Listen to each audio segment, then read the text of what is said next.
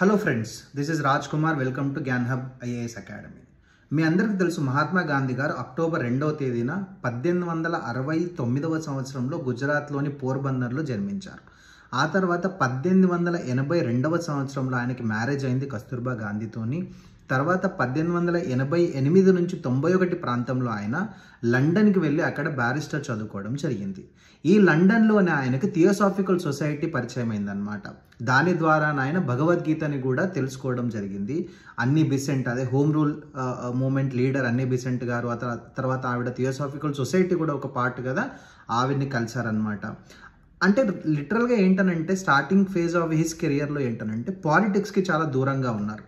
పొలిటికల్గా ఎటువంటి ఇన్వాల్వ్మెంట్ తీసుకోలేదు. కేవలం ఆయన స్టడీస్ మీద మాత్రమే ఫోకస్ చేశారు. దీని ద్వారా ఏంటంటే ఒక హ్యాబిట్ ఆయన ఇన్కల్కేట్ చేసుకున్నారు. ఏంటి అని అంటే సెల్ఫ్ డిసిప్లిన్ అనమాట. మోరల్గా రీస్ట్రెయింట్గా ఉండడం, అలాగే సెల్ఫ్ డిసిప్లిన్ అనేది ఆయన నేర్చుకోవడం జరిగింది.